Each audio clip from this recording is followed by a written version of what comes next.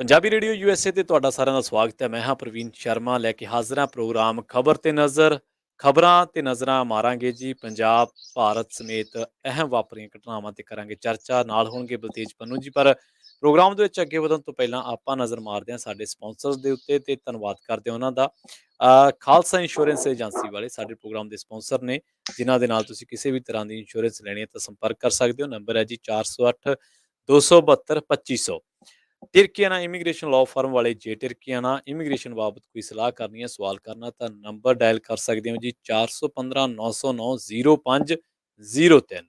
Gurdeep Singh Virdi Clovis, Satnam Singh Shergill Selma, Manjit Singh Deewana, Boota Singh Ranipur Fresno, Charanjit Singh Badwal, Piara Singh, Rahul Gurpal Gill Sacramento, Resham Singh Nijjar Yuba City, Mandeep Singh Kalon Modesto, Ravinder Singh, Pritam Singh, Gurmeet Singh, Surinder Kaur Thind Bakersfield, Gurmel Liddar Bakersfield, Mandeep Singh, Sarabjit Kaur San Jose ਤੇ Zander group ਵਾਲੇ। ਕਿਸੇ ਵੀ ਤਰ੍ਹਾਂ ਦਾ ਘਰ ਖਰੀਦਣਾ ਜਾਂ ਹੈ ਘਰ ਵੇਚਣਾ ਜਾਂ ਲੈਣਾ ਹੋਮ ਲੋਨ ਤਾਂ ਇਹਨਾਂ ਦੇ ਨਾਲ ਸੰਪਰਕ ਕਰ ਸਕਦੇ ਹੋ ਜੀ। ਨੰਬਰ ਇਹਨਾਂ ਦਾ 855 905 2575। ਆਪਾਂ ਚੱਲਦੇ ਹਾਂ ਬਲਤੇਜ ਪੰਨੂ ਜੀ ਵੱਲ, ਉਹਨਾਂ ਦਾ ਕਰਦੇ ਹਾਂ ਪਹਿਲਾਂ ਸਵਾਗਤ ਤੇ ਫਿਰ ਜਾਣਾਂਗੇ ਖਬਰਾਂ ਦੀ ਤਫਸੀਲ। ਪੰਨੂ ਸਾਹਿਬ ਸਤਿ ਸ਼੍ਰੀ ਅਕਾਲ ਜੀ, ਸਵਾਗਤ ਹੈ ਪੰਜਾਬੀ ਰੇਡੀਓ ਯੂਐਸਏ ਤੇ। ਸਤਿ ਸ਼੍ਰੀ ਅਕਾਲ ਪ੍ਰਵੀਨ, ਧੰਨਵਾਦ, ਬਹੁਤ ਮਿਹਰਬਾਨੀ ਜੀ ਪੰਨੂ ਸਾਹਿਬ, ਜੇਕਰ ਪਹਿਲੀ ਖਬਰ ਤੋਂ ਸ਼ੁਰੂਆਤ ਕਰੀਏ ਤਾਂ ਇੱਕ ਖਬਰ ਉਹਨਾਂ ਲੋਕਾਂ ਨਾਲ ਜੁੜੀ ਹੈ ਜਿਹੜੇ ਲੋਕ ਏਅਰਪੋਰਟ ਨਾਲ ਵਾਹ ਵਾਸਤਾ ਨੇ, ਸਰਕਾਰੀ ਮਸ਼ੀਨਰੀ ਨਾਲ ਵੀ ਵਾਹ ਵਾਸਤਾ ਨੇ ਤੇ ਪੰਜਾਬ ਨਾਲ ਤਾਂ ਜੁੜੀ ਹੈ ਹੀ, ਖਜ਼ਾਨੇ ਨਾਲ ਵੀ ਜੁੜੀ ਹੈ। ਬਹੁਤ ਚਿਰ ਤੋਂ ਇਹ ਚਰਚਾ ਸੀਗੀ ਕਿ ਕੀ ਕਦੇ ਸਰਕਾਰੀ ਬੱਸ ਏਅਰਪੋਰਟ ਤੱਕ ਪਹੁੰਚੇਗੀ। ਤਾਂ ਅੱਜ ਦਾ ਸਵਾਲ ਸਾਡਾ ਪਹਿਲਾਂ ਇਹੀ ਹੈ ਕਿ ਕੀ ਪੰਜਾਬ ਦੀਆਂ ਸਰਕਾਰੀ ਵੋਲਵੋ ਬੱਸਾਂ ਦਿੱਲੀ ਏਅਰਪੋਰਟ ਤੱਕ ਜਾਣਗੀਆਂ? ਐਕਚੁਅਲੀ ਜਿੱਦਣ ਵੀ ਜਿਹੜੇ ਸਵਾਲ ਜਵਾਬ ਲਈਦੇ ਆ ਤੇ ਉਹ ਲਗਭਗ ਪਿਛਲੇ ਕਈ ਮਹੀਨਿਆਂ ਤੋਂ ਬਲਕਿ ਸਾਲਾਂ ਤੋਂ ਇਹ ਸਵਾਲ ਉੱਠਦਾ ਲਗਾਤਾਰ ਕਿ ਜਿਹੜੀਆਂ ਬੱਸਾਂ ਨੇ ਸਰਕਾਰੀ ਉਹ ਦਿੱਲੀ ਏਅਰਪੋਰਟ ਤੋਂ ਕਦੋਂ ਸ਼ੁਰੂ ਹੋਣਗੀਆਂ। ਇੱਕ ਵਾਰੀ ਹੋਈਆਂ ਸੀਗੀਆਂ ਔਰ ਉਦੋਂ ਕੁਝ ਸਮੇਂ ਬਾਅਦ ਉਹ ਬੰਦ ਹੋ ਗਈਆਂ ਕਿਉਂਕਿ ਇਹਦੇ ਵਿੱਚ ਜਿਹੜਾ ਪਰਮਿਟ ਹੈ ਉਹਦਾ ਰੌਲਾ ਸੀਗਾ। ਪਰਮਿਟ ਪੰਜਾਬ ਦੀ ਸਰਕਾਰ ਨੇ ਉਹ ਨਹੀਂ ਲਿਆ ਜਿਹੜਾ ਦਿੱਲੀ ਏਅਰਪੋਰਟ ਤੋਂ ਸਵਾਰੀਆਂ ਚੁੱਕਣ ਦੇ ਵਾਸਤੇ ਚਾਹੀਦਾ ਹੁੰਦਾ। ਦੋ ਤਰ੍ਹਾਂ ਦੇ ਪਰਮਿਟ ਨੇ, ਇੱਕ ਤਾਂ ਜਿਹੜਾ ਟੂਰਿਸਟ ਪਰਮਿਟ ਹੈ, ਟੂਰਿਸਟ ਪਰਮਿਟ ਦੇ ਵਿੱਚ ਤੁਸੀਂ ਸਵਾਰੀ ਚੁੱਕੀ ਤੇ ਕਿਸੇ ਇੱਕ ਡੈਸਟੀਨੇਸ਼ਨ ਦੇ ਉੱਤੇ ਜਾ ਕੇ ਉਹ ਲਾਹ ਦਿੱਤੀ, ਤੁਸੀਂ ਰਸਤੇ ਦੇ ਵਿੱਚੋਂ ਨਾ ਸਵਾਰੀਆਂ ਚੜਾ ਸਕਦੇ ਹੋ ਨਾ ਸਵਾਰੀਆਂ ਲਾਹ ਸਕਦੇ ਹੋ। ਸਰਕਾਰੀ ਬੱਸਾਂ ਦੇ ਕੋਲੇ ਉਹ ਪਰਮਿਟ ਸੀ। ਜਦੋਂ ਇਹ ਬੱਸਾਂ ਬੰਦ ਹੋ ਗਈਆਂ ਤੇ ਕੈਪਟਨ ਸਰਕਾਰ ਦੇ ਵਿੱਚ ਜਿਹੜੇ ਮੰਤਰੀ ਟਰਾਂਸਪੋਰਟ ਸੀ ਉਹਨਾਂ ਨੇ ਕੋਈ ਅਪਰੋਚ ਨਹੀਂ ਕੀਤੀ ਦਿੱਲੀ ਦੀ ਸਰਕਾਰ ਤੱਕ, ਦਿੱਲੀ ਦੇ ਟਰਾਂਸਪੋਰਟ ਵਿਭਾਗ ਤੱਕ। ਵੋਲਵੋ ਬੱਸਾਂ ਲੈ ਲਈਆਂ, ਖੜੀਆਂ ਕਰ ਲਈਆਂ, ਸਰਕਾਰੀ ਪੈਸਾ ਸੀ, ਲੋਕਾਂ ਦਾ ਪੈਸਾ ਸੀ, ਉਹਨਾਂ ਦੇ ਸਿਹਤ ਦੇ ਉੱਤੇ ਕੋਈ ਅਸਰ ਨਹੀਂ ਹੋਇਆ। ਬਾਅਦ ਦੇ ਵਿੱਚ ਕੈਪਟਨ ਅਮਰਿੰਦਰ ਸਿੰਘ ਹੁਰੀ ਲਾਹ ਦਿੱਤੇ ਗਏ ਗੱਡੀਆਂ ਜਬਰੀ ਤੇ ਟਰਾਂਸਪੋਰਟ ਮੰਤਰੀ ਬਣੇ ਰਾਜਾ ਵੜਿੰਗ। ਰਾਜਾ ਵੜਿੰਗ ਹੁਰੀ ਅਰਵਿੰਦ ਕੇਜਰੀਵਾਲ ਦੇ ਘਰ ਦੇ ਬਾਹਰ ਜਾ ਕੇ ਧਰਨੇ ਤੇ ਵੀ ਬਹਿ ਆਏ। ਇੱਥੇ ਅੰਮ੍ਰਿਤਸਰ ਦੇ ਵਿੱਚ ਜਦੋਂ ਹੋਟਲ ਦੇ ਵਿੱਚ ਰੁਕੇ ਤੇ ਉੱਥੇ ਉਹਨਾਂ ਨੂੰ ਘੇਰਨ ਦਾ ਯਤਨ ਕੀਤਾ, ਟਵੀਟ ਕਰਦੇ ਰਹੇ ਕਿ ਬੱਸਾਂ ਜਿਹੜੀਆਂ ਉਹ ਚਲਾਓ। ਉਦੋਂ ਵੀ ਇਹ ਗੱਲ ਚੱਲਦੀ ਰਹੀ ਕਿ ਰਾਜਾ ਵੜਿੰਗ ਹੋਰਾਂ ਨੇ ਕੀ ਆਪਣੇ ਹਮਰੁਤਬਾ ਜਿਹੜੇ ਉੱਥੋਂ ਦੇ ਟਰਾਂਸਪੋਰਟ ਮਿਨਿਸਟਰ ਸੀ ਉਹਨਾਂ ਤੱਕ ਕੋਈ ਅਪਰੋਚ ਕੀਤੀ, ਉਹਨਾਂ ਤੱਕ ਕੋਈ ਉਹਨਾਂ ਨੇ ਜਾ ਕੇ ਗੱਲਬਾਤ ਕੀਤੀ, ਜਿਹਦਾ ਜਵਾਬ ਨਾ ਦੇ ਵਿੱਚ ਸੀਗਾ। ਹੁਣ ਸਟੇਟ ਟੂ ਸਟੇਟ ਜਿਹੜੀਆਂ ਜਦੋਂ ਵੀ ਕੋਈ ਤੁਸੀਂ ਕੁਝ ਵੀ ਕਰਨਾ ਤੇ ਤੁਹਾਨੂੰ ਜਿਹੜੀਆਂ ਉਹ ਮਿਲ ਕੇ ਕਰਨਾ ਪੈਂਦਾ। ਉਹਦੀਆਂ ਜਿਹੜੀਆਂ ਦੂਸਰੀ ਸਟੇਟ ਦੀਆਂ ਪਾਲਿਸੀਜ਼ ਨੇ ਉਹ ਕੀ ਆ, ਉਹਦੇ ਉੱਤੇ ਕਿਵੇਂ ਤੁਸੀਂ ਉਹਨੂੰ ਫੁੱਲਫਿਲ ਕਰੋਗੇ, ਇਹ ਸਾਰਾ ਕੁਝ ਨਿਰਭਰ ਕਰਦਾ ਇਹਦੇ ਉੱਤੇ ਕਿ ਉੱਥੇ ਤੁਸੀਂ ਕੋਈ ਕੰਮ ਕਰ ਸਕਦੇ ਹੋ ਜਾਂ ਨਹੀਂ। ਕਿਉਂਕਿ ਜਿਹੜੀਆਂ ਸਰਕਾਰੀ ਬੱਸਾਂ ਸੀ ਇਹਨਾਂ ਦੀ ਜਿਹੜੀ ਟਿਕਟ ਆ ਉਹ ਬੜੀ ਵਾਜਬ ਟਿਕਟ ਸੀਗੀ। ਜਿਹੜੀ ਪ੍ਰਾਈਵੇਟ ਬੱਸਾਂ ਚੱਲਦੀਆਂ ਨੇ ਬਾਦਲ ਪਰਿਵਾਰ ਦੀਆਂ ਨੇ, ਕਿਸੇ ਵੇਲੇ ਇਹ ਬੱਸਾਂ ਕੈਨੇਡਾ ਦੇ ਸ਼ਹਿਰ ਟੋਰਾਂਟੋ ਵਿਚਲੇ ਇੱਕ ਪਰਿਵਾਰ ਦੀਆਂ ਹੁੰਦੀਆਂ ਸੀਗੀਆਂ। ਮੈਨੂੰ ਯਾਦ ਹੈ ਜਿਹੜਾ ਏਰੀਆ ਇੱਥੇ ਟੋਰਾਂਟੋ ਦੇ ਵਿੱਚ ਪੁਰਾਣਾ ਓਲਡ ਵੈਸਟਰਨ ਵਾਲਾ ਹੁੰਦਾ ਸੀ, ਉਸ ਏਰੀਏ ਦੇ ਵਿੱਚ ਪਰਿਵਾਰ ਰਹਿੰਦਾ ਸੀ ਜਿਨ੍ਹਾਂ ਦੀਆਂ ਬੱਸਾਂ ਸੀਗੀਆਂ। ਕਿਵੇਂ ਪਰਮਿਟ ਬਾਦਲ ਪਰਿਵਾਰ ਦੇ ਕੋਲੇ ਚਲੇ ਗਏ ਵੱਖਰਾ ਵਿਸ਼ਾ, ਪਰ ਉਹਦੇ ਤੋਂ ਕਮਾਈ ਕਿੰਨੀ ਮੋਟੀ ਆ ਕੋਈ ਅੰਦਾਜ਼ਾ ਵੀ ਨਹੀਂ ਲਾ ਸਕਦਾ। ਜਿਹੜੀ ਟਿਕਟ ਆ ਇਹਨਾਂ ਬੱਸਾਂ ਦੀ, ਚਾਹੇ ਤੁਸੀਂ ਜਿੱਥੋਂ ਮਰਜ਼ੀ ਚੜੋ, ਚਾਹੇ ਅੰਮ੍ਰਿਤਸਰ ਤੋਂ ਚੜੋ, ਜਲੰਧਰ ਤੋਂ ਚੜੋ, ਫਗਵਾੜੇ ਤੋਂ ਚੜੋ, ਖੰਨੇ ਤੋਂ ਚੜੋ, ਰਾਜਪੁਰੇ ਤੋਂ ਚੜੋ, ਇੱਕੋ ਜੀ ਟਿਕਟ ਹੈ। 2300 ਰੁਪਏ ਤੋਂ ਸਟਾਰਟ ਹੁੰਦੀ ਆ, 4000 ਰੁਪਏ ਤੱਕ ਚਲੇ ਜਾਂਦੀ ਆ। 3500-3600 ਰੁਪਇਆ ਜਿਹੜਾ ਉਹ ਟਿਕਟ ਦਾ ਦੇਣਾ ਪੈਂਦਾ ਇੱਕ ਸਾਈਡ ਦਾ। ਕਿੰਨੀਆਂ ਉਹਦੇ ਵਿੱਚ ਸਵਾਰੀਆਂ ਬਹਿੰਦੀਆਂ ਨੇ, ਫੁੱਲ ਆਉਂਦੀਆਂ ਨੇ, ਫੁੱਲ ਜਾਂਦੀਆਂ ਨੇ। ਲੱਖਾਂ ਦੇ ਵਿੱਚ ਡੇਲੀ ਕਮਾਈ ਇਹਦੇ ਤੋਂ ਇਹ ਪ੍ਰਾਈਵੇਟ ਵਾਲੇ ਕਰਦੇ ਨੇ। ਹੁਣ ਜਦੋਂ ਜਿਹੜੇ ਇੱਥੇ ਸਰਕਾਰ ਬਦਲੀ ਆ, ਟਰਾਂਸਪੋਰਟ ਮੰਤਰੀ ਬਦਲੇ ਆ, ਲਾਲਜੀਤ ਭੁੱਲਰ ਹੋਰਾਂ ਨੇ ਇਹ ਗੱਲ ਕਹੀ ਆ ਕਿ ਦੋਨਾਂ ਸਰਕਾਰਾਂ ਦੇ ਵਿਚਾਲੇ ਹੋਏ ਸਮਝੌਤੇ ਤੋਂ ਬਾਅਦ ਤੇ ਦਿੱਲੀ ਟਰਾਂਸਪੋਰਟ ਵਿਭਾਗ ਦੇ ਪ੍ਰਮੁੱਖ ਸਕੱਤਰ ਤੇ ਜਿਹੜਾ ਇੰਟਰਨੈਸ਼ਨਲ 에ਅਰਪੋਰਟ ਹੈ ਉਹਦੇ ਅਧਿਕਾਰੀਆਂ ਦੇ ਨਾਲ ਇਸ ਮੀਟਿੰਗ ਦੇ ਮਾਮਲੇ ਦੇ ਉੱਤੇ ਚਰਚਾ ਜਿਹੜਾ ਉਹ ਕੀਤਾ ਗਿਆ ਤੇ ਛੇਤੀ ਜਿਹੜੀਆਂ ਸਰਕਾਰੀ PRTC ਤੇ ਰੋਡਵੇਜ਼ ਦੀਆਂ ਵੋਲਵੋ ਬੱਸਾਂ ਨੇ ਉਹ ਦਿੱਲੀ ਦੇ 에ਅਰਪੋਰਟ ਤੱਕ ਜਾਣਗੀਆਂ। ਇਹਨਾਂ ਦੀ ਟਿਕਟ ਬੜੀ ਰੀਜ਼ਨੇਬਲ ਜਿਹੜੀ ਉਹ ਹੈ, ਜਿਵੇਂ ਮੈਂ ਤੁਹਾਨੂੰ ਦੱਸਿਆ ਕੋਈ 1000 ਰੁਪਏ ਤੱਕ ਦੀ ਜਿਹੜੀ ਇਹ ਟਿਕਟ ਹੈਗੀ ਆ। ਤੋ ਜਿੱਥੇ ਤੁਸੀਂ ਇਹ ਕਹਿ ਸਕਦੇ ਹੋ ਕਿ ਕਿਉਂਕਿ ਇਹਨਾਂ ਨੇ ਕੀ ਕੀਤਾ, ਪ੍ਰਾਈਵੇਟ ਵਾਲਿਆਂ ਨੇ, ਸਰਕਾਰੀ ਤਾਂ ਦੂਰ ਦੀ ਗੱਲ, ਕੋਈ ਪ੍ਰਾਈਵੇਟ ਵੀ ਬਰਾਬਰ ਦੇ ਉੱਤੇ ਜਿਹੜੀ ਚੱਲਣ ਨਹੀਂ ਦਿੱਤੀ। ਜੇ ਤੁਹਾਨੂੰ ਯਾਦ ਹੋਵੇ ਤਾਂ ਇੱਕ ਲੁਧਿਆਣੇ ਤੋਂ ਸੀ ਮੋਦਗਿਲ, ਜਿਹੜੇ ਵਿਅਕਤੀ ਸਨ, ਉਹਨਾਂ ਨੇ ਬੱਸਾਂ ਚਲਾਈਆਂ ਸੀਗੀਆਂ ਪ੍ਰਾਈਵੇਟ 에ਅਰਪੋਰਟ ਤੱਕ, ਦਿੱਲੀ ਦੇ 에ਅਰਪੋਰਟ ਤੱਕ।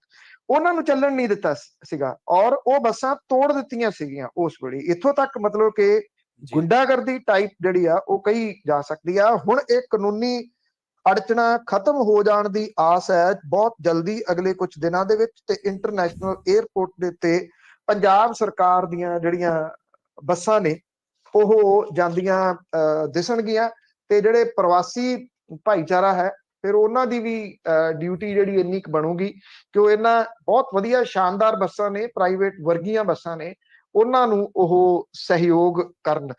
ਕਿੰਨਾ ਸਹਿਯੋਗ ਮਿਲਦਾ, ਕਿੰਨਾ ਸਕਸੈਸਫੁਲ ਹੁੰਦੇ ਆ ਜੀ, ਇਹ ਬਾਅਦ ਵਾਲੀ ਗੱਲ ਹੈ। ਪਰ ਇਹ ਇੱਕ ਵੱਡੀ ਮੰਗ, ਤੁਸੀਂ ਕਿਹਾ ਸੀ ਕਿ ਆਹ ਧਿਰਾਂ ਜੁੜੀਆਂ ਨੇ, ਐਕਚੁਅਲੀ ਇਹ ਪ੍ਰਵਾਸੀ ਪੰਜਾਬੀਆਂ ਦੇ ਨਾਲ ਜੁੜਿਆ ਹੋਇਆ ਵੱਡਾ ਮਸਲਾ ਹੈ। ਜੀ ਜੀ, ਬਿਲਕੁਲ ਬਿਲਕੁਲ। ਆਸ਼ੀਸ਼ ਮਿਸ਼ਰਾ ਨੂੰ ਹਾਈ ਕੋਰਟ ਤੋਂ ਜਿਹੜੇ ਜੱਜ ਨੇ ਜ਼ਮਾਨਤ ਦਿੱਤੀ ਸੀ ਪੰਨੂ ਸਾਹਿਬ, ਉਹਨੇ ਖੁਦ ਨੂੰ ਕੇਸ ਤੋਂ ਲਾਂਭੇ ਕਰ ਲਿਆ। ਲਈ ਕਿਸਾਨ ਅੰਦੋਲਨ ਦੇ ਦੌਰਾਨ ਇਹ ਬਹੁਤ ਵੱਡਾ ਇੱਕ ਕੇਸ ਸਾਹਮਣੇ ਆਇਆ ਸੀਗਾ, ਜਦੋਂ ਸ਼ਾਂਤਮਈ ਤਰੀਕੇ ਦੇ ਨਾਲ ਰੋਸ ਪ੍ਰਗਟ ਕਰਕੇ ਵਾਪਸ ਜਾ ਰਹੇ ਕਿਸਾਨਾਂ ਦੇ ਉੱਤੇ ਜੀਪ ਚੜਾ ਦਿੱਤੀ ਗਈ ਸੀਗੀ, ਦਰੜ ਕੇ ਮਾਰ ਦਿੱਤੇ ਗਏ ਸੀਗੇ।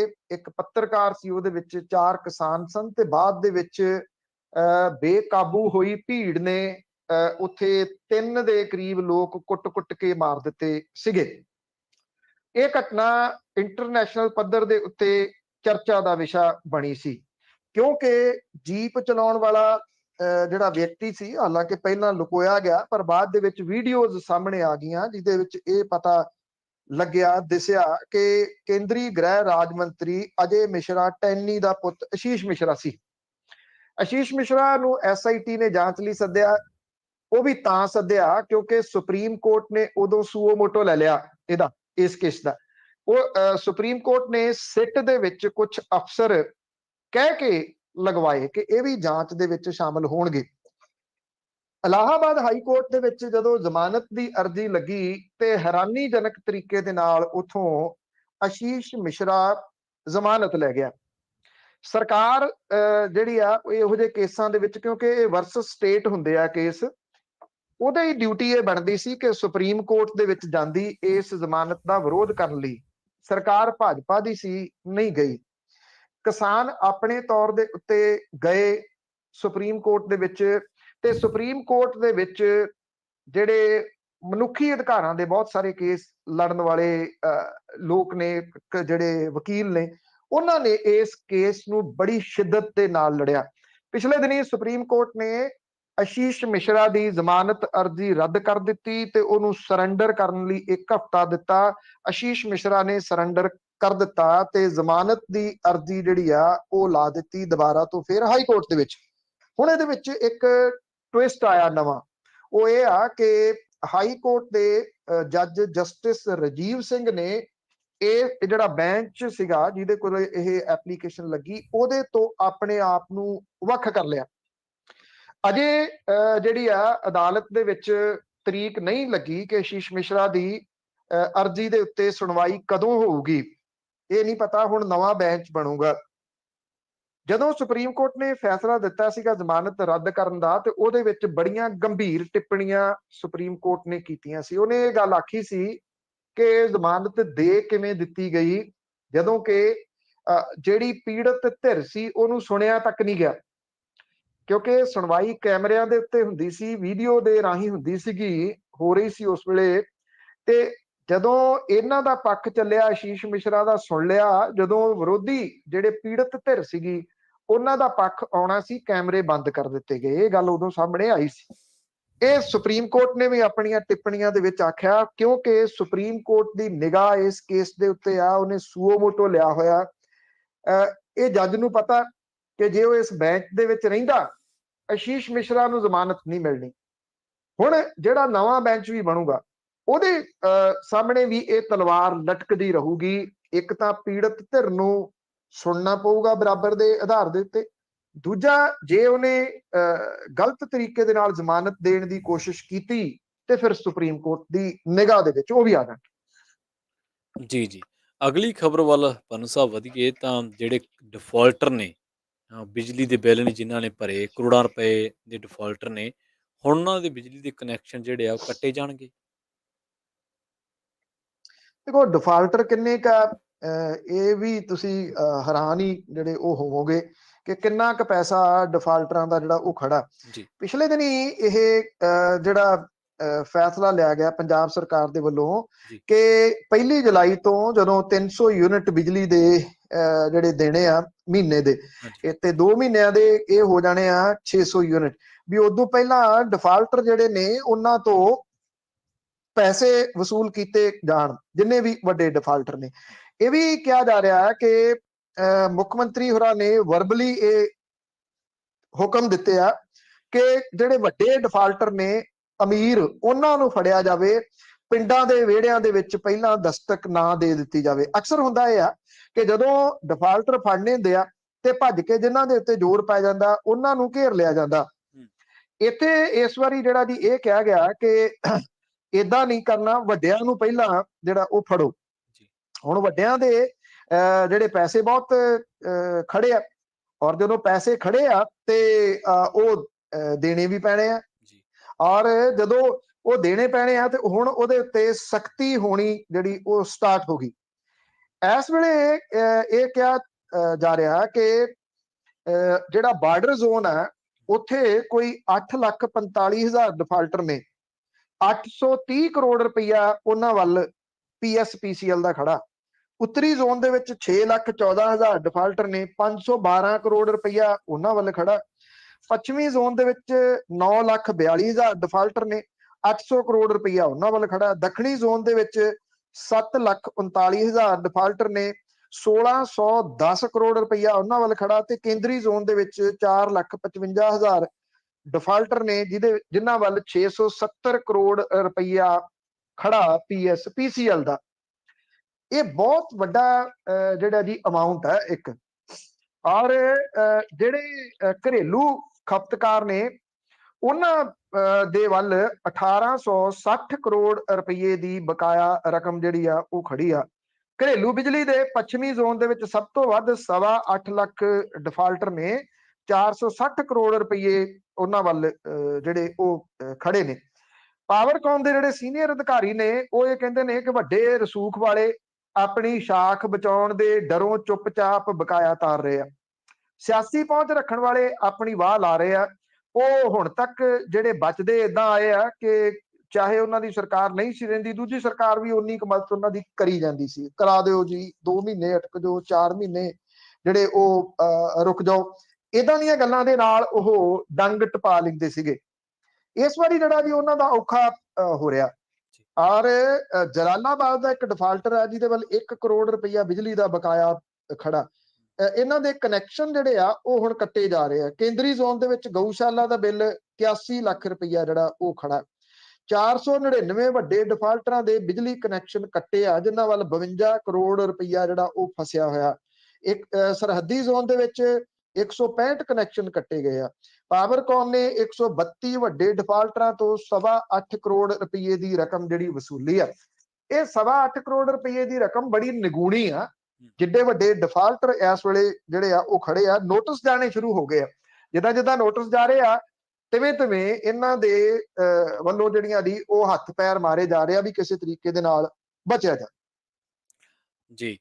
ਤਾਂ ਪ੍ਰਧਾਨ ਮੰਤਰੀ ਸਾਹਿਬ ਦੀ ਗੱਲ ਕਰੀਏ, ਹੁਣ ਕਰੋਨਾ ਦੇ ਬਹਾਨੇ ਵਿਰੋਧੀ ਧਿਰਾਂ ਦੇ ਨਿਸ਼ਾਨਾ ਲਾ ਰਹੇ ਨੇ। ਕੱਲ ਨਾ ਜੀ ਪ੍ਰਧਾਨ ਮੰਤਰੀ ਹੋਰਾਂ ਨੇ ਜਿਹੜੇ ਸੂਬਿਆਂ ਦੇ ਮੁੱਖ ਮੰਤਰੀਆਂ ਦੇ ਨਾਲ ਵੀਡੀਓ ਕਾਨਫਰੰਸਿੰਗ ਦੇ ਰਾਹੀਂ ਕਰੋਨਾ ਸੰਬੰਧੀ ਗੱਲਬਾਤ ਕੀਤੀ। ਜੀ। ਕਿਉਂਕਿ ਪਿਛਲੇ ਦਿਨਾਂ ਤੋਂ ਇਹ ਹੋਇਆ ਜੀ ਕਿ ਜਦੋਂ ਜਿਹੜਾ ਸੀਗਾ ਇਹ ਕਰੋਨਾ ਦੇ ਕੇਸ ਕੁਝ ਥਾਵਾਂ ਦੇ ਉੱਤੇ ਵਧੇ, ਔਰ ਇਹ ਵਧੇ ਹੋਏ ਜਿਹੜੇ ਕੇਸ ਸੀਗੇ ਵੱਖ-ਵੱਖ ਸੂਬਿਆਂ ਦੇ ਵਿੱਚ ਵਧੇ, ਉਹਦੇ ਸੰਬੰਧੀ ਗੱਲਬਾਤ ਜਿਹੜੀ ਆ ਉਹ ਕਰਨੀ ਸੀਗੀ। ਪ੍ਰਧਾਨ ਮੰਤਰੀ ਹੋਰਾਂ ਨੇ ਕੀਤੀ ਵੀ।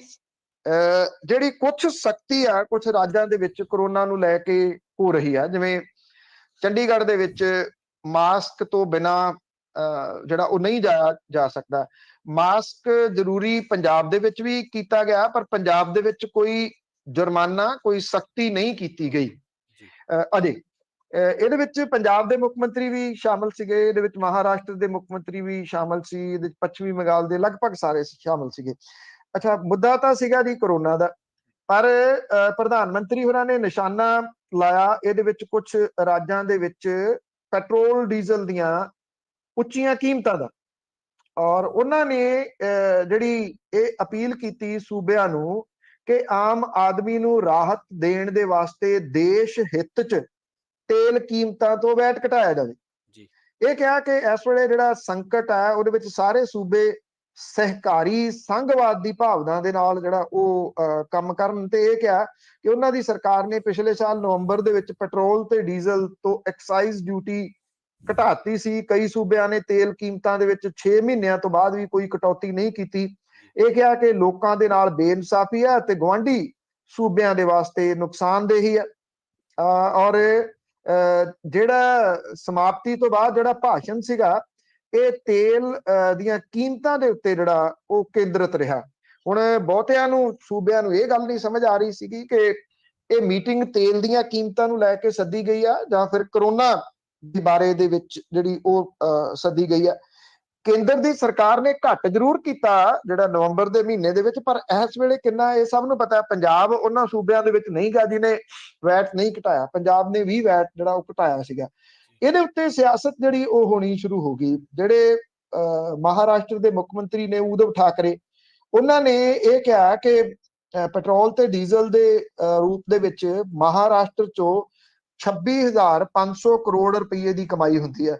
ਔਰ ਉਹਨਾਂ ਨੇ ਇਹ ਕਿਹਾ ਕਿ ਕੌਮੀ ਪੱਧਰ ਦੇ ਉੱਤੇ ਸਿੱਧੇ ਜਿਹੜੇ ਟੈਕਸਾਂ ਤੋਂ ਕੀਤੀ ਜਾਂਦੀ ਵਿਰਾਹੀ ਦੇ ਵਿੱਚ ਮਹਾਰਾਸ਼ਟਰ ਸਰਕਾਰ 38.3% ਦਾ ਯੋਗਦਾਨ ਪਾਉਂਦੀ ਹੈ, ਜਦੋਂ ਕਿ ਸੂਬੇ ਦੀ GST ਕਲੈਕਸ਼ਨ 15% ਹੈ। ਉਧਰ ਮਮਤਾ ਬੈਨਰਜੀ ਹੋਰਾਂ ਨੇ ਵੀ ਹਮਲਾ ਬੋਲਿਆ। ਉਹਨਾਂ ਨੇ ਕਿਹਾ ਕਿ ਪ੍ਰਧਾਨ ਮੰਤਰੀ ਦੇ ਨਾਲ ਅੱਜ ਦੀ ਮੀਟਿੰਗ ਇੱਕ ਪਾਸੜ ਤੇ ਗੁੰਮਰਾਹਕੁਨ ਸੀ ਤੇ ਉਹਨਾਂ ਦੇ ਵੱਲੋਂ ਜਿਹੜੇ ਤੱਥ ਸਾਂਝੇ ਕੀਤੇ ਗਏ ਆ ਉਹ ਗਲਤ ਹੈ। ਉਹਨਾਂ ਨੇ ਕਿਹਾ ਕਿ 3 ਸਾਲਾਂ ਦੇ ਵਿੱਚ ਅਸੀਂ ਪੈਟਰੋਲ ਤੇ ਡੀਜ਼ਲ ਦੇ ਉੱਤੇ 1 ਰੁਪਏ ਪ੍ਰਤੀ ਲੀਟਰ ਸਬਸਿਡੀ ਦੇ ਰਹੇ ਆ ਤੇ ਇਹਦੇ ਉੱਤੇ 1500 ਕਰੋੜ ਰੁਪਏ ਜਿਹੜੇ ਉਹ ਖਰਚੇ ਆ।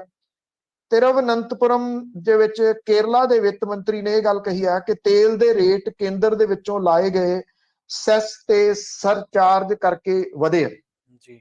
ਇਹ ਇੱਕ ਤਰੀਕਾ ਤੁਸੀਂ ਕਹਿ ਲਓ ਕਿ ਅਪਣਾ ਲਿਆ ਪ੍ਰਧਾਨ ਮੰਤਰੀ ਹੋਣਾ ਨੇ ਕਿ ਕਰੋਨਾ ਦੇ ਨਾਂ ਦੇ ਉੱਤੇ ਸਾਰੇ ਮੁੱਖ ਮੰਤਰੀ ਇਕੱਠੇ ਹੋ ਜਾਣੇ ਆ। ਮੁੱਖ ਮੰਤਰੀ ਇਕੱਠੇ ਹੋ ਗਏ ਤੇ ਵਿਰੋਧੀ ਜਿਹੜੀਆਂ ਪਾਰਟੀਆਂ ਵਾਲੀਆਂ ਸਰਕਾਰਾਂ ਨੇ ਉਹਨਾਂ ਦੇ ਉੱਤੇ ਇਸ ਪੱਖੋਂ ਉਹਨਾਂ ਨੇ ਨਿਸ਼ਾਨਾ ਲਾਤਾ। ਮਹਿੰਗਾਈ ਜਿਹੜੀ ਇਸ ਵੇਲੇ ਸਿਰ ਚੜ ਕੇ ਬੋਲ ਰਹੀ ਆ, ਉਹਦੇ ਵਾਸਤੇ ਉਹਨਾਂ ਨੇ ਰਾਜਾਂ ਦੇ ਉੱਤੇ ਇਹ ਜ਼ਿੰਮੇਵਾਰੀ ਜਿਹੜੀ ਉਹ ਸੁੱਟਤੀ। ਕੇਂਦਰ ਦੀ ਸਰਕਾਰ ਕੋਈ ਜ਼ਿੰਮੇਵਾਰੀ ਲੈਣ ਦੇ ਵਾਸਤੇ ਜਿਹੜਾ ਦੀ ਉਹ ਤਿਆਰ ਨਹੀਂ ਗੀ।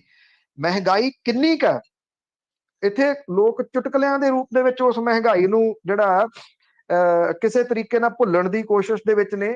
ਇੱਕ ਬੜਾ ਵਧੀਆ ਕਿਸੇ ਨੇ ਜਿਹੜਾ ਉਹ ਭੇਜਿਆ, ਉਹ ਕਹਿੰਦਾ ਕਿ ਸਾਡੇ ਰਿਸ਼ਤੇਦਾਰ ਆ ਗਿਆ ਤੇ ਉਹ ਕਹਿੰਦੇ ਬਾਰ-ਬਾਰ ਇਹ ਜਤਾਈ ਜਾਵੇ, ਦੇਖ ਲਓ ਇੰਨਾ ਪੈਟਰੋਲ ਮਹਿੰਗਾ ਅਸੀਂ ਫਿਰ ਵੀ ਤੁਹਾਨੂੰ ਮਿਲਣ ਆਏ, ਇੰਨਾ ਪੈਟਰੋਲ ਮਹਿੰਗਾ ਅਸੀਂ ਫਿਰ ਵੀ ਤੁਹਾਨੂੰ ਮਿਲਣ ਆਏ। ਕਹਿੰਦੇ ਉਹ ਉਦੋਂ ਚੁੱਪ ਕੀਤਾ ਜਦੋਂ ਅਸੀਂ ਉਹਨੂੰ ਨਿੰਬੂ ਪਾਣੀ ਦਿੱਤਾ, ਕਿਉਂਕਿ ਉਸ ਤੋਂ ਬਾਅਦ ਫਿਰ ਉਹਦੇ ਕੋਲੇ ਕੋਈ ਜਵਾਬ ਨਹੀਂ ਸੀ। ਜੀ ਜੀ ਜੀ, ਕੀ ਬਾਤ ਹੈ। ਇਹੀ ਸਟਾਇਰ ਹੈ ਸਾਹਿਬ। ਤੇ ਆਇਆ ਰਾਮ ਕਿਆ ਰਾਮ ਦਾ ਪਰਿਵਾਰ ਇੱਕ ਵਾਰ ਫਿਰ ਚਰਚਾ ਦੇ ਵਿੱਚ ਹੈ ਜੀ। ਇਹਨਾਂ ਦੀ ਭਾਰਤ ਦੀ ਰਾਜਨੀਤੀ ਦੇ ਵਿੱਚ ਅਕਸਰ ਇਹ ਕਹਾਵਤ ਬਹੁਤ ਫੇਮਸ ਹੈ ਜੀ ਕਿ ਆਇਆ ਰਾਮ ਗਿਆ ਰਾਮ। ਆਇਆ ਰਾਮ ਗਿਆ ਰਾਮ ਕੀ ਆ? ਇਹ ਹੋ ਸਕਦਾ ਹੈ ਕਿ ਜਿਹੜੇ ਸਰੋਤੇ ਨੇ ਉਹਨਾਂ ਦੇ ਵਿੱਚੋਂ ਬਹੁਤ ਸਾਰੇ ਜਾਣਦੇ ਹੋਣ, ਸਕਦਾ ਕੁਝ ਨਾ ਵੀ ਜਾਣਦੇ ਹੋਣ। ਇਹ ਬੜੀ ਚਰਚਿਤ ਕਹਾਵਤ ਹੈ ਤੇ ਭਾਰਤ ਦੀ ਰਾਜਨੀਤੀ ਦੇ ਉੱਤੇ ਬਾਰ-ਬਾਰ ਕੋਟ ਕੀਤੀ ਜਾਂਦੀ ਹੈ। ਜੀ ਇਹ ਅਸਲ ਦੇ ਵਿੱਚ ਜਦੋਂ ਪੰਜਾਬੀ ਸੂਬੀ ਬਣੀ ਆ ਤੇ ਹਰਿਆਣਾ ਵੱਖਰਾ ਹੋ ਗਿਆ 1967 ਦੇ ਵਿੱਚ, ਜਿਹੜੀ ਪਹਿਲੀ ਚੋਣ ਹੋਈ ਸੀ, ਉਸ ਵੇਲੇ ਆਜ਼ਾਦ ਤੌਰ ਦੇ ਉੱਤੇ ਹਸਨਪੁਰ ਤੋਂ ਆਜ਼ਾਦ ਵਿਧਾਇਕ ਜਿਹੜੇ ਜਿੱਤੇ ਸੀਗੇ, ਗਿਆ ਲਾਲ, ਉਹਨਾਂ ਦਾ ਨਾਮ ਗਿਆ ਲਾਲ ਸੀਗਾ। ਤੇ ਉਦੋਂ ਦੇ ਜਿਹੜੇ ਨੇਤਾ ਸੀ ਰਾਵ ਬਰਿੰਦਰ ਸਿੰਘ ਨੇ, ਉਹ ਕਿਉਂਕਿ ਅਸਲ ਦੇ ਵਿੱਚ ਕੀ ਸੀਗਾ ਕਿ ਹਸਨਪੁਰ ਵਿਧਾਨ ਸਭਾ ਤੋਂ ਉਹਨੇ ਚੋਣ ਲੜੀ, ਗਿਆ ਲਾਲ ਆਜ਼ਾਦ ਉਮੀਦਵਾਰ ਦੇ ਤੌਰ ਦੇ ਉੱਤੇ 360 ਵੋਟਾਂ ਵੱਧ ਲੈ ਕੇ ਜਿੱਤ ਗਿਆ। ਇਹ ਪਹਿਲੇ ਚੋਣਾਂ ਸੀਗੀਆਂ ਜੀ ਹਰਿਆਣਾ ਬਣਨ ਤੋਂ ਬਾਅਦ, ਤੇ ਗਿਆ ਲਾਲ ਸਣੇ 16 ਆਜ਼ਾਦ ਵਿਧਾਇਕ ਚੁਣੇ ਗਏ ਸੀਗੇ। ਇਹ ਅੱਜ ਤੱਕ ਦਾ ਰਿਕਾਰਡ ਹੈ ਜੀ। ਔਰ ਉਸ ਵੇਲੇ 81 ਵਿਧਾਨ ਸਭਾ ਹਲਕੇ ਸੀਗੇ, 48 ਦੇ ਉੱਤੇ ਕਾਂਗਰਸ ਜਿੱਤੀ, ਭਾਰਤੀ ਜਨਸੰਘ 12 ਵਿਧਾਇਕ ਤੇ ਸੁਤੰਤਰ ਪਾਰਟੀ ਦੇ 3 ਵਿਧਾਇਕ ਜਿਹੜੇ ਉਹ ਚੁਣੇ ਗਏ ਸੀ। ਰਿਪਬਲਿਕਨ ਪਾਰਟੀ ਨੂੰ 2 ਸੀਟਾਂ ਮਿਲੀਆਂ ਸੀ। ਭਾਰਤੀ ਜਨਸੰਘ ਪਹਿਲਾਂ ਜਨਸੰਘ ਹੁੰਦੀ ਸੀ, ਫਿਰ ਇਹ ਭਾਰਤੀ ਜਨਸੰਘ ਬਣ ਗਈ, ਉਦੋਂ ਬਾਅਦ ਇਹ ਭਾਰਤੀ ਜਨਤਾ ਪਾਰਟੀ ਬਣਦੀ ਹੈ, ਮਤਲਬ ਕਿ ਪੁਰਾਣਾ ਨਾਂ ਸੀਗਾ ਭਾਰਤੀ ਜਨਤਾ ਪਾਰਟੀ ਦਾ। 10 ਮਾਰਚ 67 ਦੇ ਵਿੱਚ ਭਗਵਤ ਦਿਆਲ ਸ਼ਰਮਾ ਮੁੱਖ ਮੰਤਰੀ ਬਣ ਗਏ। ਕੁਝ ਸਮੇਂ ਤੋਂ ਬਾਅਦ ਉਹਦੀ ਗੱਦੀ ਡੋਲ ਗਈ। ਰਾਓ ਬਰਿੰਦਰ ਸਿੰਘ ਅੰਦਰ ਖਾਤੇ ਕਾਂਗਰਸ ਦੇ ਵਿਧਾਇਕਾਂ ਨੂੰ ਤੋੜ ਰਹੇ ਸੀ ਤੇ ਕਾਂਗਰਸ ਤੋਂ ਬਾਗੀ ਹੋ ਕੇ ਯੂਨਾਈਟਿਡ ਫਰੰਟ ਦੀ ਅਗਵਾਈ ਕਰ ਰਹੇ ਸੀ। ਗਿਆ ਲਾਲ ਕਾਂਗਰਸ ਦੇ ਨਾਲ ਪਹਿਲਾਂ ਕੁਝ ਘੰਟੇ ਰਹੇ, ਕੁਝ ਘੰਟਿਆਂ ਤੋਂ ਬਾਅਦ ਉਹ ਯੂਨਾਈਟਿਡ ਫਰੰਟ ਦੇ ਵਿੱਚ ਆ ਗਏ, ਫਿਰ ਪਾਲਾ ਬਦਲ ਗਏ ਤੇ ਕਾਂਗਰਸ ਤੋਂ ਬਾਅਦ ਕਾਂਗਰਸ ਤੇ ਉਦੋਂ ਬਾਅਦ ਯੂਨਾਈਟਿਡ ਫਰੰਟ ਦੇ ਵਿੱਚ ਫੇਰ ਆ ਗਏ। ਇੱਕ ਦਿਨ ਦੇ ਵਿੱਚ 3 ਵਾਰੀ ਉਹਨਾਂ ਨੇ ਦਲ ਜਿਹੜਾ ਉਹ ਬਦਲਿਆ। ਜਦੋਂ ਉਹ ਦੁਬਾਰਾ ਤੋਂ ਯੂਨਾਈਟਿਡ ਫਰੰਟ ਦੇ ਵਿੱਚ ਆਏ ਤਾਂ ਉਦੋਂ ਰਾਓ ਬਰਿੰਦਰ ਸਿੰਘ ਨੇ ਚੰਡੀਗੜ੍ਹ ਦੇ ਵਿੱਚ ਗਿਆ ਲਾਲ ਨੂੰ ਮੀਡੀਆ ਦੇ ਸਾਹਮਣੇ ਪੇਸ਼ ਕੀਤਾ ਤੇ ਇਹ ਗੱਲ ਕਹੀ ਕਿ ਗਿਆ ਰਾਮ ਹੁਣ ਆਇਆ ਰਾਮ ਬਣ ਗਿਆ ਜੀ। ਮਤਲਬ ਕਿ ਇਹ ਉਦੋਂ ਗਿਆ ਲਾਲ ਸੀ, ਉਹਨਾਂ ਦਾ ਨਾਮ ਗਿਆ ਰਾਮ, ਉਹ ਕਹਿੰਦੇ ਉਹ ਗਿਆ ਰਾਮ ਗਿਆ ਸੀਗਾ, ਇਹ ਹੁਣ ਆਇਆ ਜਿਹੜਾ ਜੀ ਉਹ ਬਣ ਗਿਆ, ਆਇਆ ਰਾਮ ਬਣ ਗਿਆ। ਉਦੋਂ ਬਾਅਦ ਇਹ ਇੱਕ ਕਹਾਵਤ ਸੈੱਟ ਹੋ ਗਈ, ਆਇਆ ਰਾਮ ਗਿਆ ਰਾਮ ਜੀ। ਹੁਣ ਇਹ ਜਿਹੜਾ ਜੀ ਪਰਿਵਾਰ ਕਿਉਂ ਚਰਚਿਤ ਹੈ? ਕਿਉਂਕਿ ਹਰਿਆਣਾ ਕਾਂਗਰਸ ਦੇ ਨਵੇਂ ਜਿਹੜੇ ਪ੍ਰਧਾਨ ਬਣਾਏ ਗਏ ਆ, ਉਦੇ ਭਾਨ, ਇਹ ਉਹਨਾਂ ਦੇ ਪਿਤਾ ਦੇ ਨਾਲ ਜੁੜਿਆ ਹੋਇਆ ਮੁਹਾਵਰਾ ਜੀ। ਗਿਆ ਲਾਲ ਉਦੇ ਭਾਨ ਦੇ ਪਿਤਾ ਸੀਗੇ ਔਰ ਉਹ ਇੱਕ ਵਾਰੀ ਫੇਰ ਇਸ ਉੱਚ ਅਹੁਦੇ ਤੱਕ ਪਹੁੰਚੇ ਆ। ਔਰ ਜਿਹੜੇ ਭੁਪਿੰਦਰ ਸਿੰਘ ਹੁੱਡਾ ਨੇ, ਜਿਹੜੇ ਸਾਬਕਾ ਮੁੱਖ ਮੰਤਰੀ ਨੇ ਹਰਿਆਣੇ ਦੇ, ਉਹਨਾਂ ਦੇ ਨੇੜਲਿਆਂ ਦੇ ਵਿੱਚੋਂ ਨੇ ਉਦੇ ਭਾਨ।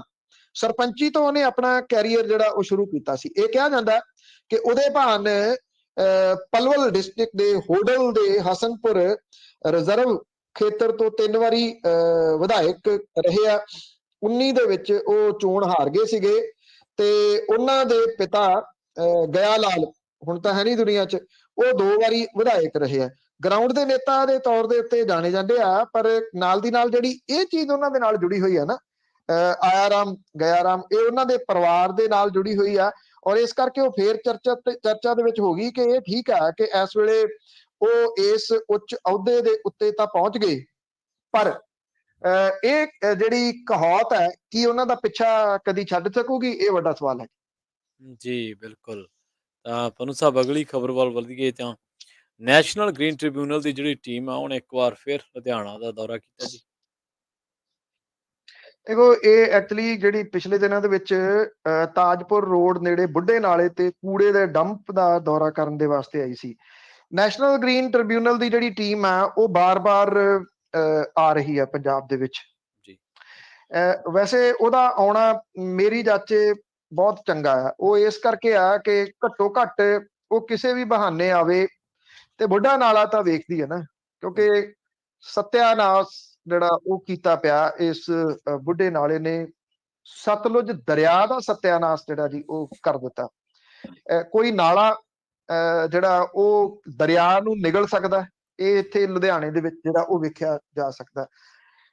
ਕੁਝ ਜਿਹੜੇ এনवायरमेंट ਪ੍ਰੇਮੀ ਨੇ, ਲੜਨ ਵਾਲੇ ਲੋਕ ਨੇ, ਗਿਣਤੀ ਬੜੀ ਥੋੜੀ ਆ ਉਹਨਾਂ ਦੀ, ਉਹ ਲਗਾਤਾਰ ਕੋਸ਼ਿਸ਼ ਜਿਹੜੀ ਉਹ ਕਰਦੇ ਰਹਿੰਦੇ ਆ। ਇਹਦੇ ਵਿੱਚ ਬਿਨਾਂ ਕਿਸੇ ਸ਼ੱਕ ਦੇ ਬਾਬਾ ਸੀਚੇਵਾਲ ਹੋਰੀ ਵੀ ਸ਼ਾਮਲ ਨੇ। ਇੱਥੇ ਜਦੋਂ ਐਨਜੀਟੀ ਦੀ ਟੀਮ ਨੇ ਦੌਰਾ ਕੀਤਾ, ਉਹ ਦੌਰਾ ਤਾਂ ਕਰਕੇ ਕੀਤਾ ਕਿ ਪਿਛਲੇ ਦਿਨਾਂ ਦੇ ਵਿੱਚ ਇੱਕ ਝੁੱਗੀ ਨੂੰ ਅੱਗ ਲੱਗ ਗਈ ਸੀਗੀ, ਔਰ ਉਹਦੇ ਵਿੱਚ ਜਿਹੜੇ ਝੁੱਗੀ ਦੇ ਵਿੱਚ ਸੁੱਤੇ ਪਏ ਲੋਕ ਸੀਗੇ, ਉਹ ਸਾਰੇ ਦੇ ਸਾਰੇ ਸੜ ਕੇ ਮਰ ਗਏ ਸਨ। ਜੀ, ਜੀ, ਜੀ। ਔਰ ਉਹਦੀ ਵਜ੍ਹਾ ਕਰਕੇ ਇਹ ਨੈਸ਼ਨਲ ਗ੍ਰੀਨ ਟ੍ਰਿਬਿਊਨਲ ਦੀ ਟੀਮ ਜਿਹੜੀ ਆ, ਉੱਥੇ ਉਹਦਾ ਮੌਕਾ ਵੇਖਣ ਦੇ ਵਾਸਤੇ ਆਈ ਸੀਗੀ। ਜੀ। ਜਿਹੜੀ ਇਹ ਟੀਮ ਹੈ, ਉਹ ਨਵੇਂ ਸੀਈਟੀਪੀ ਪਲਾਂਟ ਦੇ ਉੱਤੇ ਜਿਹੜੀ ਉਹ ਪਹੁੰਚੀ। ਸੀਈਟੀਪੀ ਪਲਾਂਟ ਜਿਹੜੇ ਨੇ, ਇਹ ਜਿਹੜਾ ਪਾਣੀ ਗੰਦਾ ਜਿਹੜਾ ਸਾਫ਼ ਕੀਤਾ ਜਾਂਦਾ ਉਹ ਆ।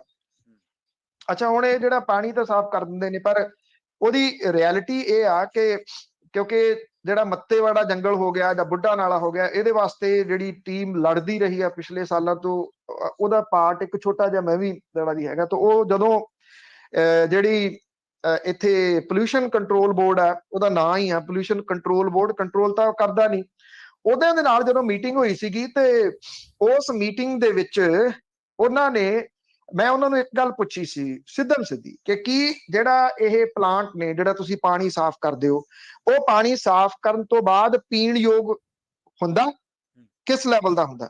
ਉਹ ਕਹਿੰਦੇ ਜੀ ਜਿਹੜੇ ਲੈਵਲ ਮਿੱਥੇ ਹੋਏ ਆ, ਉਹਨਾਂ ਦੇ ਹਿਸਾਬ ਦੇ ਨਾਲ ਤੀਜੇ ਨੰਬਰ ਦਾ ਉਹ ਬਣ ਜਾਂਦਾ। ਮੈਂ ਕਿਹਾ ਪੀਤਾ ਜਾ ਸਕਦਾ? ਕਹਿੰਦੇ ਨਹੀਂ, ਪੀਣ ਯੋਗ ਨਹੀਂ ਹੁੰਦਾ। ਮੈਂ ਕਿਹਾ ਜੇ ਪੀਣ ਯੋਗ ਨਹੀਂ ਹੁੰਦਾ, ਤੇ ਫਿਰ ਇਹਨੂੰ ਦਰਿਆ ਦੇ ਵਿੱਚ ਕਿਵੇਂ ਸੁੱਟਦੇ ਹੋ ਸਾਫ਼ ਕਰਕੇ ਤੁਸੀਂ? ਕਿਉਂਕਿ ਦਰਿਆ ਦਾ ਪਾਣੀ ਤਾਂ ਪੀਤਾ ਜਾਂਦਾ ਅੱਗੇ ਜਾ ਕੇ, ਰਾਜਸਥਾਨ ਨੂੰ ਵੀ ਇਹ ਪਾਣੀ ਜਾਂਦਾ, ਮੁਕਤਸਰ ਸਾਹਿਬ ਦੇ ਵਿੱਚ ਇਹ ਪਾਣੀ ਨੂੰ ਵਰਤਿਆ ਜਾਂਦਾ, ਇੱਕ ਗੁਰਦੁਆਰੇ ਦੇ ਵਿੱਚ ਵਰਤਿਆ ਜਾਂਦਾ ਲੰਗਰ ਦੇ ਵਾਸਤੇ, ਤੇ ਇਹ ਫਿਰ ਤੁਸੀਂ ਉਹਦੇ ਵਿੱਚ ਕਿਉਂ ਸੁੱਟਦੇ ਹੋ?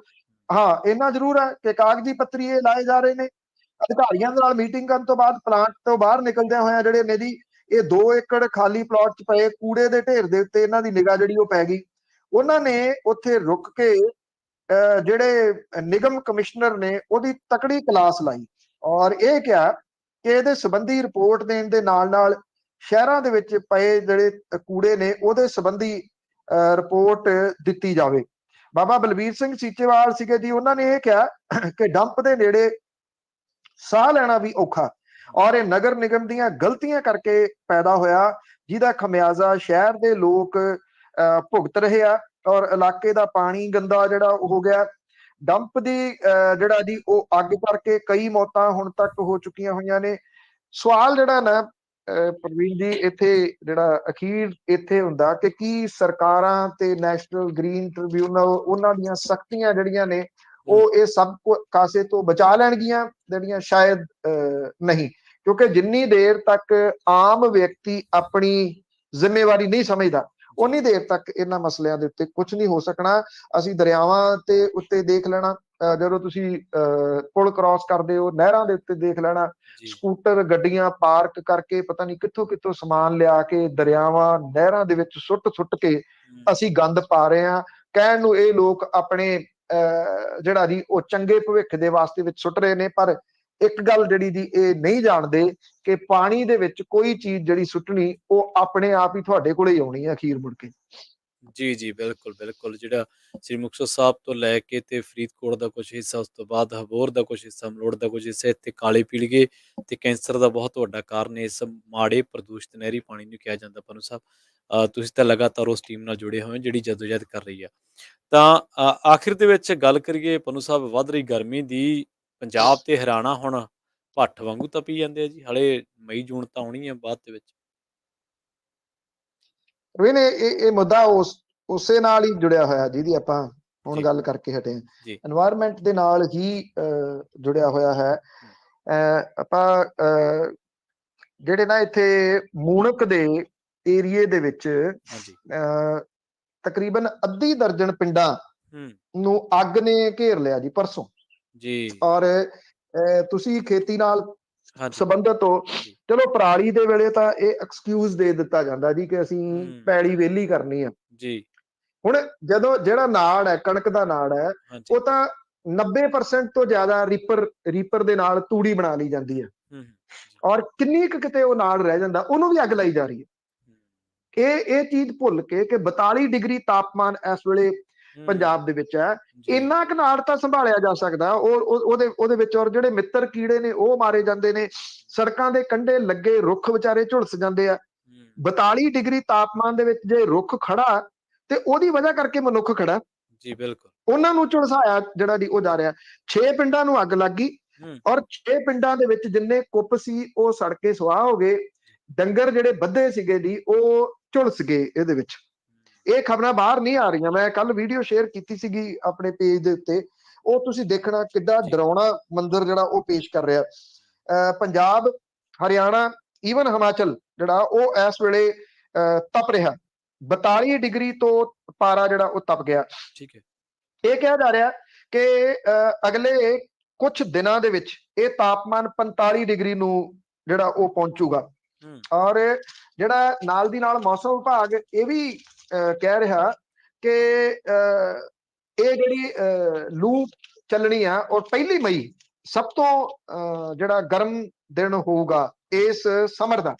ਅਜੇ ਆਪਾਂ ਜਦੋਂ ਗੱਲ ਕਰਦੇ ਆ ਨਾ ਕਿ ਅਖੀਰਲੇ ਦਿਨਾਂ ਦੇ ਵਿੱਚ ਤਾਂ ਆ ਗਏ ਅਪ੍ਰੈਲ ਦੇ, ਤੇ 28 ਤਰੀਕ ਆ ਜਦੋਂ ਆਪਾਂ ਗੱਲ ਕਰ ਰਹੇ, ਅਜੇ ਮਈ ਆਉਣਾ, ਫਿਰ ਜੂਨ ਤੇ ਫਿਰ ਜੁਲਾਈ। ਜੁਲਾਈ ਦੇ ਵਿੱਚ ਜਾ ਕੇ ਜਿਹੜੀ ਆ ਉਹ ਬਾਰਿਸ਼ ਪੈਂਦੀ ਆ ਜਾਂ ਮੌਨਸੂਨ ਆਉਂਦਾ। ਕਿੰਨਾ ਮੌਨਸੂਨ ਆਉਂਦਾ ਇਹਦੇ ਵਾਸਤੇ ਇਹ ਕਿਹਾ ਜਾ ਰਿਹਾ ਕਿ ਇਹ ਚੰਗੇ ਮੌਨਸੂਨ ਦੀ ਨਿਸ਼ਾਨੀ ਆ। ਇਹ ਅਜੇ ਮੌਸਮ ਵਿਭਾਗ ਕਹਿ ਰਿਹਾ। ਮੌਸਮ ਵਿਭਾਗ ਦੇ ਉੱਤੇ ਜੇ ਯਕੀਨ ਕਰੀਏ ਤਾਂ ਪੰਜਾਬ ਸਣੇ ਦੇਸ਼ ਦਾ 70% ਹਿੱਸਾ ਭਾਰੀ ਗਰਮੀ ਦੀ ਲਪੇਟ ਦੇ ਵਿੱਚ ਹੈ।